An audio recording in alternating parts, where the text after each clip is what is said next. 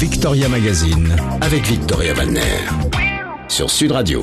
Et vous savez, tous les lundis, c'est le rendez-vous avec notre psy, Jean-Charles Bouchou. Bonjour. Bonjour Victoria, bonjour à tous. Vous êtes psychanalyste, psychothérapeute, formateur dans la région d'Arles et de Montpellier. Vous êtes l'auteur de La Pulsion et des pervers narcissiques aux éditions Erol.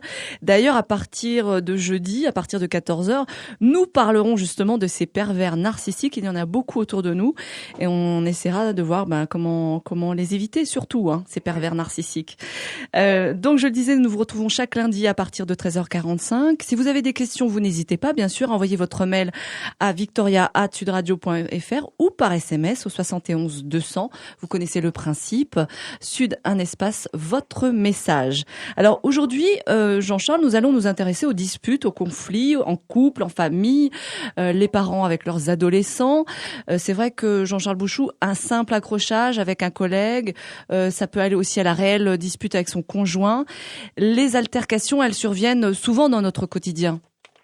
Oui, très souvent, vous l'avez dit, c'est généralement au travail, à la maison, avec nos enfants. C'est pas n'importe où que ça peut arriver. Ça peut arriver aussi sur la route, mais c'est moins, normalement, ça devrait être moins grave. Alors, la première question que nous pourrions nous poser, c'est tout simplement, qu'est-ce que c'est qu'un conflit? Un conflit, c'est, je crois, la rencontre de deux énergies contraires.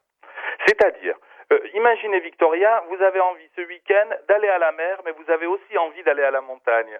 Alors vous allez. Ah oui, mais je peux quand même pas me disputer avec moi-même. Oh, c'est peut-être bien ce qu'on appelle la névrose. Oui, vous allez devoir faire un choix.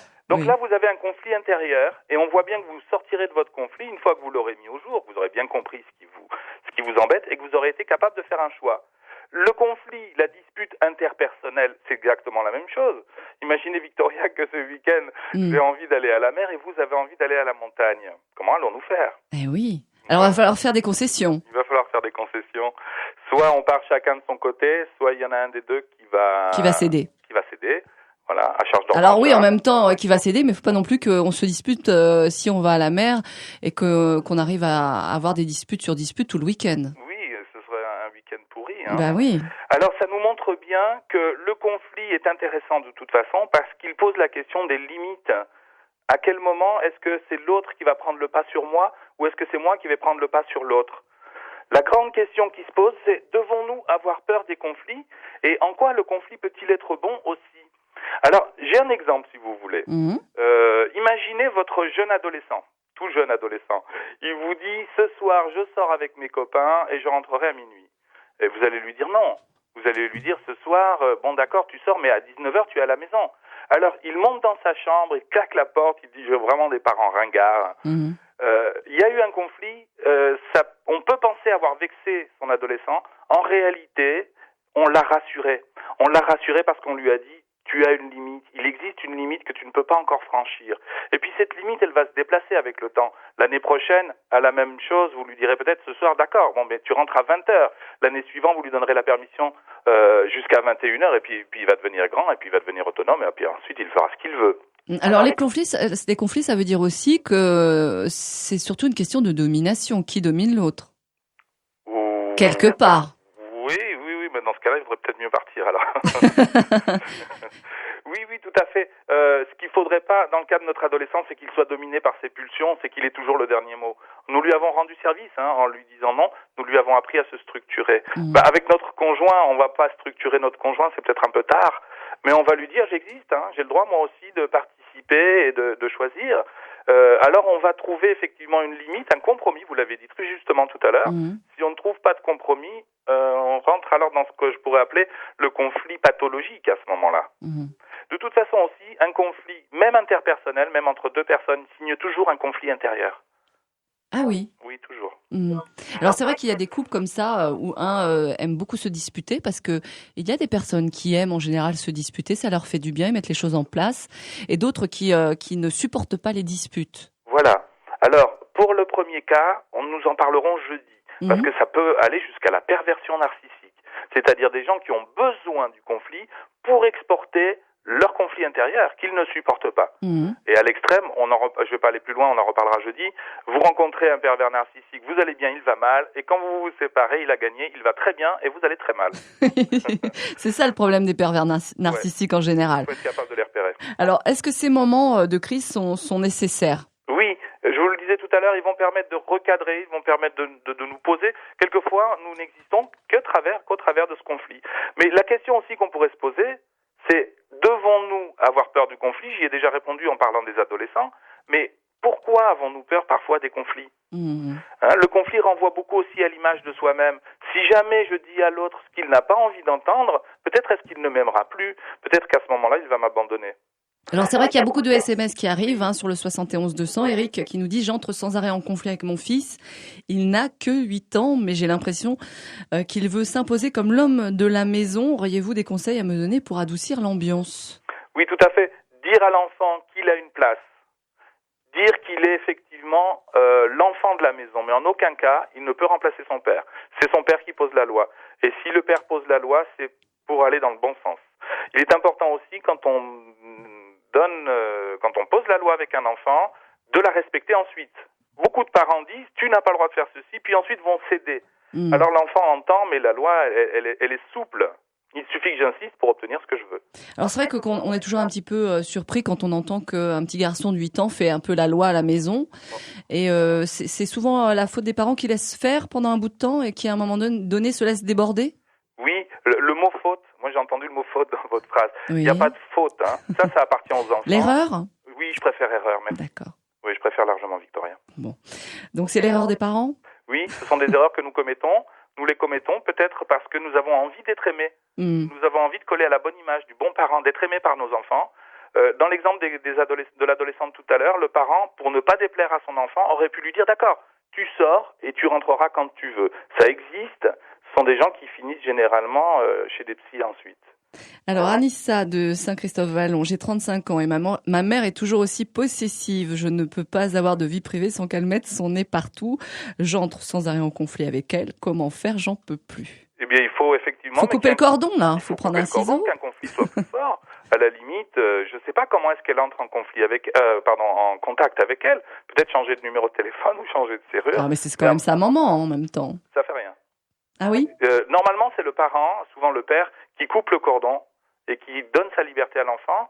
Mais quand les parents n'en sont pas capables, quand la maman demande « Reste, s'il te plaît, ma petite fille, pour toujours, aie besoin de moi ». C'est malheureusement, et c'est vrai que c'est très difficile, c'est douloureux, c'est à l'enfant de couper le cordon ombilical à la place de son parent. Alors apparemment, Anissa de Saint-Christophe-Vallon a l'air de vivre de ça depuis toujours, hein. Oui. Et toujours aussi possessive. Bien sûr. Et comme elle n'a Est-ce qu'on n'entretient pas soi-même parfois ce genre de relation qui nous... c'est une habitude?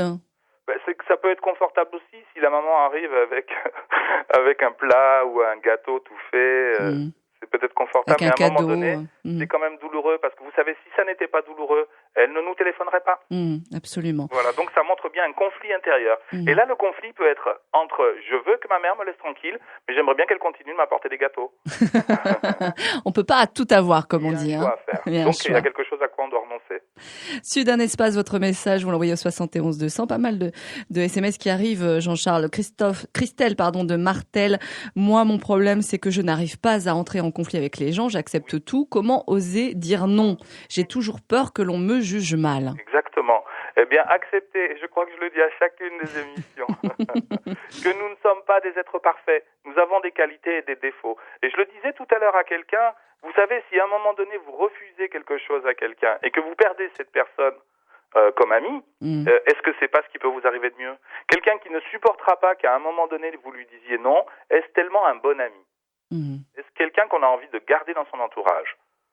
Quand on s'affirme soi-même, c'est vrai qu'on perd des amis, mais c'est ce qui peut nous arriver de mieux. Et c'est vrai aussi qu'on en rencontre d'autres. Oui, il y a toujours des gens qui vont et qui repartent. C'est la vie. Notre univers autour de nous change. Bernadette d'Argelès-Plage, je suis très solitaire, je n'arrive pas à communiquer simplement avec les autres. Comment faire pour parler sans créer de conflit? Alors apparemment, Bernadette, elle est seule. Elle est peut-être devenue solitaire parce elle n'arrive pas à communiquer et quand elle communique, ça crée des conflits. C'est ça, parce qu'on voudrait se protéger de nos conflits intérieurs, nous protéger aussi des conflits extérieurs. On peut en arriver à l'extrême, à se couper du monde. C'est dangereux, ça n'est pas confortable. Alors là, ça vaut le coup de consulter, éventuellement de faire partie de groupes de parole. C'est intéressant, où plusieurs personnes autour d'une table expliquent quels sont leurs conflits et nous, à notre tour, nous allons parler. Recréer du lien, peut-être s'inscrire dans une association. Il est important de garder du lien du lien social. Faut-il, Jean-Charles Bouchot, éviter absolument au maximum les conflits? Pas du tout. Pas du tout. Et beaucoup de conflits sont salutaires. Ils sont même nécessaires. Tant qu'on n'entre pas dans le conflit pathologique, dont nous parlerons jeudi, chaque conflit a son intérêt. Et mon histoire d'adolescent tout à l'heure, c'est bien qu'il y ait pu y avoir un conflit, c'est bien que le parent ait osé dire non à son enfant. Alors c'est vrai qu'il est souvent difficile de renouer le dialogue après un accrochage, un conflit, parce que souvent les conflits deviennent violents. Comment renouer le dialogue après un accrochage?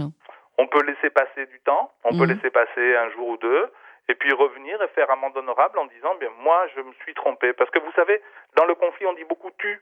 Et je sais plus qui disait le tu.